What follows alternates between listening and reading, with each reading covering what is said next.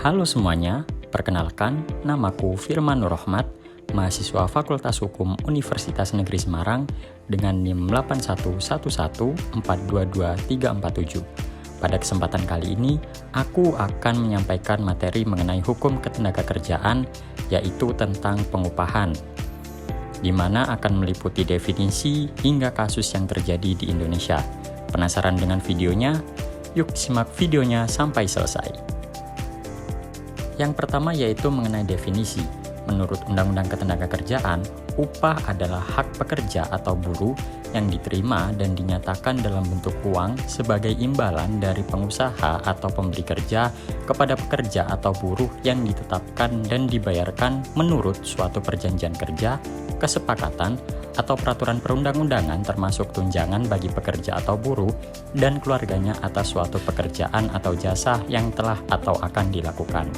Selanjutnya yaitu mengenai dasar hukum pengupahan di Indonesia. Dasar hukumnya sendiri ada di Peraturan Pemerintah Nomor 36 Tahun 2021 tentang pengupahan yang telah diubah dengan Peraturan Pemerintah Nomor 51 Tahun 2023 yang berisi mengenai ketentuan-ketentuan yang ada dalam sistem pengupahan di Indonesia sendiri. Aturan ini memberikan dasar yang valid bagi pekerja atau buruh untuk mendapatkan upahnya. Berikutnya yaitu mengenai jenis upah yang terdiri dari 3. Yang pertama yaitu upah minimum provinsi atau UMP, yaitu upah minimum yang berlaku untuk seluruh kabupaten atau kota di suatu provinsi. Yang kedua yaitu upah minimum kabupaten atau UMK, yaitu upah minimum yang berlaku di wilayah kabupaten atau kota.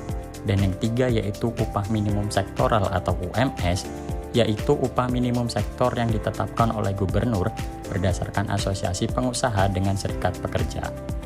Pembahasan selanjutnya yaitu mengenai faktor pertimbangan upah. Yang pertama ada tingkat kebersaingan, di mana semakin bersaingnya perusahaan tersebut, maka semakin besar pula upah yang diberikan kepada karyawannya.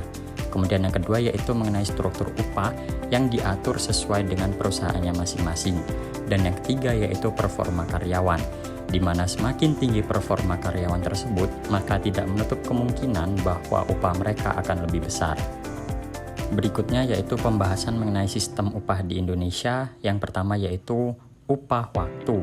Biasanya terdiri dari upah per jam, harian, mingguan, atau bulanan. Yang kedua adalah upah saham atau obligasi yang biasanya diberikan kepada investor-investor. Yang ketiga yaitu upah premi, yaitu upah yang diberikan kepada pekerja meskipun ia mengambil cuti atau hari libur. Dan yang terakhir yaitu upah borongan yang biasanya diberikan di awal perjanjian.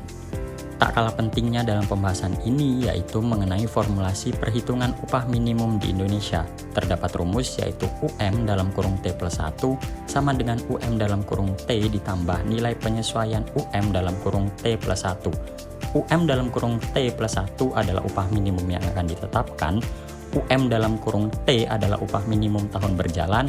Nilai penyesuaian UM dalam kurung T plus 1 adalah nilai penyesuaian upah minimum yang akan ditetapkan. Beranjak pada pembahasan berikutnya yaitu mengenai kasus upah yang ada di Indonesia. Pertama, Indonesia merupakan negara yang tingkat upah buruh atau tenaga kerjanya masih tergolong rendah.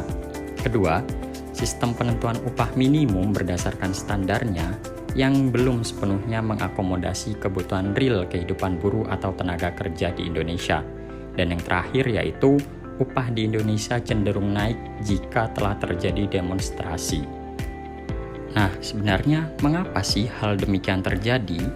Berdasarkan teori supply and demand, bahwasanya jika persediaan tenaga kerja di pasar kerja berada dalam jumlah besar, sementara permintaan tetap atau lebih rendah, maka harga tenaga kerja akan menurun.